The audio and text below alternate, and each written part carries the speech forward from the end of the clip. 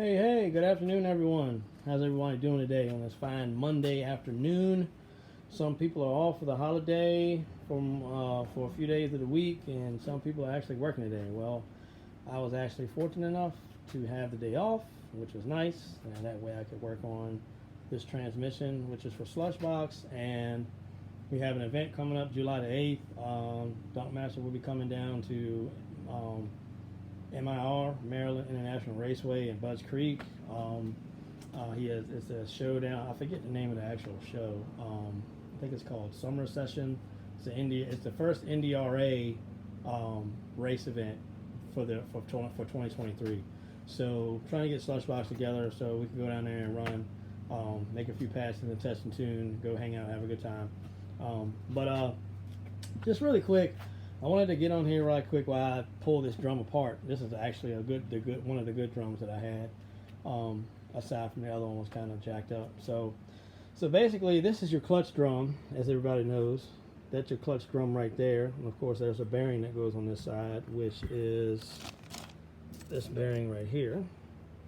There's your bearing.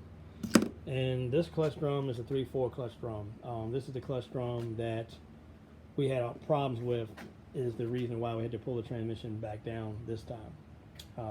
So yeah, I had some issues with it because I was messing with some accumulators, and it ended up lopsiding this piston here. So it was basically sitting like this in the drum there. So basically, I just wanted to kind of show everybody what you got here. So of course, that's your clutch drum, and I just wanted to show everybody what it looked like unassembled. So this is your clutch drum. This is your bare, empty clutch drum, right? So this is the tension spring. This tension spring right here, and that retainer, that actually holds the piston down in place. So this is the piston. This is what the piston looks like.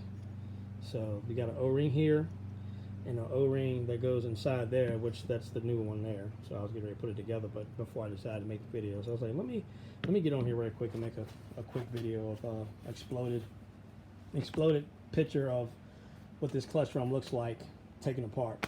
So of course you got your friction steel discs that go inside here, and then of course your piston actually is going to be the first thing that goes in there. So your piston basically goes in this way. Piston basically sits in there just like this, and then your clutch pack and all that sits on top in this area, and then that spring, actually the spring and retainer goes just like that.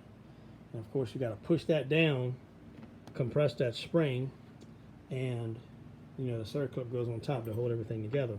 Now I will say, I take these apart a little different than the average person would.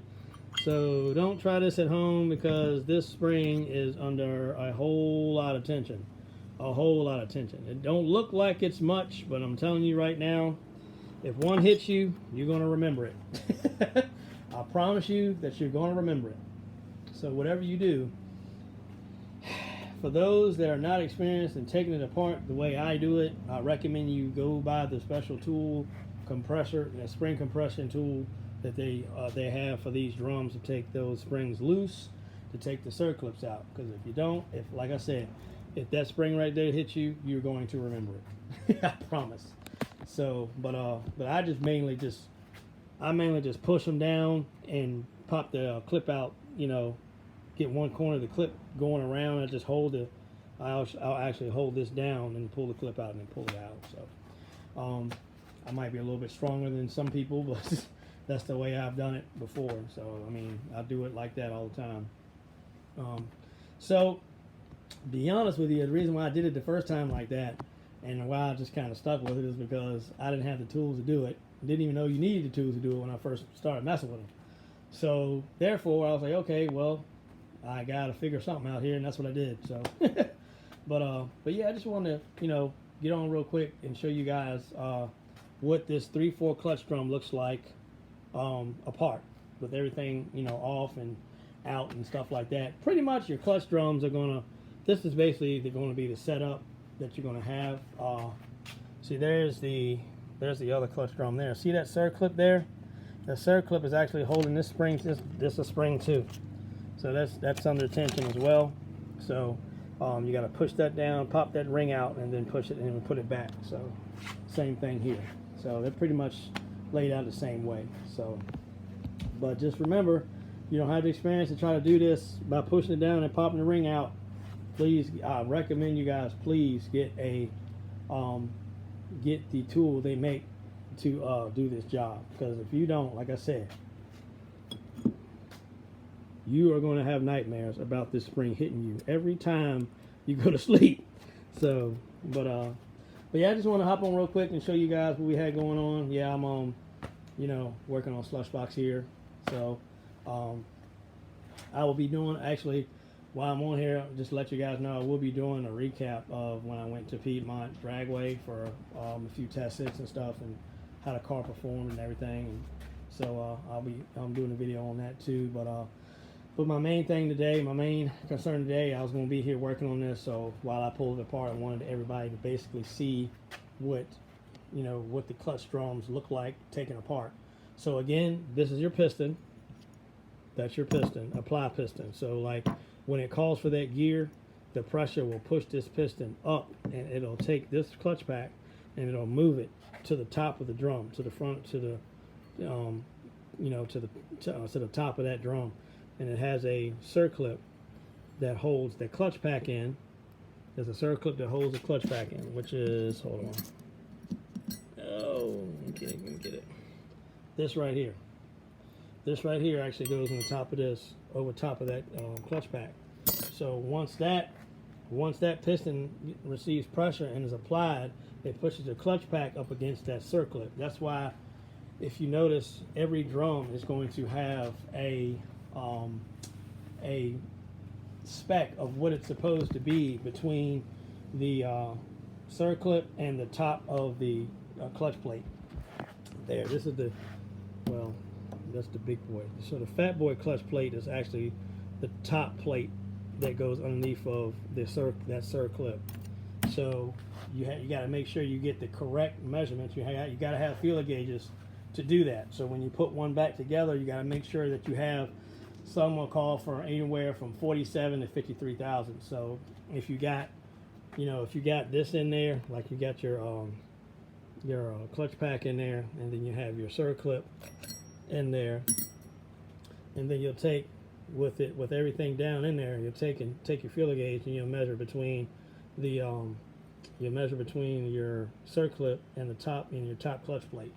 So, and that'll let you know how much clearance you have between that circlip and the clutch pack. If you add a clutch pack that's all the way up close to that circlip, 9 times out of 10 it's incorrect, and the clutches will bind, and you'll be doing this all over again. So just wanted to get on here real quick and show you guys what the 4AT. This transmission is a 4AT-F. It's out of 91 through 96 Ford Escort GT automatic. This is actually out of slush box, which is, let me show you guys. That slush box right there, for the ones that don't know, that's slushy. So we're trying to get her ready for this event on Saturday. So I appreciate everybody tuning in. You know, I hope I you know, can teach people things with my videos. I do my best to be as detailed as possible. So like I say, if you got any questions, just, you know, contact me on Facebook, Instagram, TikTok, or YouTube. And just let me know if you got any questions about anything that I may post a video about, and I'll be happy to answer your questions, no problem. Whether it be turbo on the Escort, automatic transmission, 5-speed, or manual transmission, 1.9, 2.0, 1.8, you know, whatever Escort motors are there, they're either out there. So so thanks. I hope everybody likes and subscribes. And like I said, if there's anything that you guys, you have any questions or anything, just let me know, and I'll be happy to answer anything you want me to answer.